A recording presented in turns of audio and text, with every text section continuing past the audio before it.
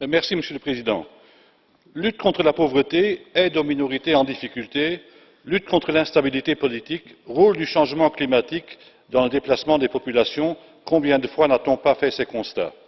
Responsibility to Protect, le meilleur document, de mon point de vue, jamais rédigé à la demande des Nations Unies, à propos de la corrélation entre pauvreté, insécurité, malgouvernance, guerre inter ou intranationale, avait, il y a 15 ans déjà, décrit de façon pertinente la problématique actuelle. Si je ne peux que saluer la bonne volonté des responsables de la Commission, du service d'action extérieure et de Mme Mogherini, de la présidence luxembourgeoise, qui se sont investis dans la préparation du sommet de La Valette, il y a lieu cependant de rester dubitatif quant à l'enthousiasme des États membres, pour dire le moins, à assumer leurs responsabilités pour la mise en œuvre des conclusions du sommet.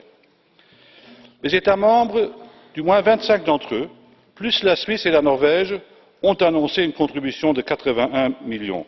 Par rapport aux 1,8 milliard annoncés, c'est à peine 6% du montant total. Mais de qui se moque-t-on?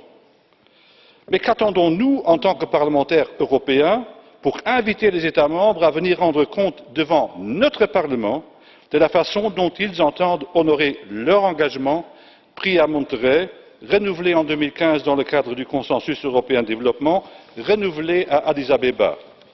De sommet en conférence internationale, de conférence internationale en sommet, on se raconte toujours la même histoire de vouloir porter à 0,7% l'aide publique au développement par rapport au revenu national brut. On fait du surplace. La seule chose qui bouge, c'est l'échéance. On voit poindre à l'horizon la solution, tout en précisant que l'horizon est une ligne qui recule au fur et à mesure que l'on avance. Quand arrive le délai de répondre à ces engagements, le Conseil repousse l'échéance de 15 ans. Pas tous, il y a lieu de soustraire à cette critique la Suède, le Danemark, les Pays-Bas, le Luxembourg et bientôt le Royaume-Uni.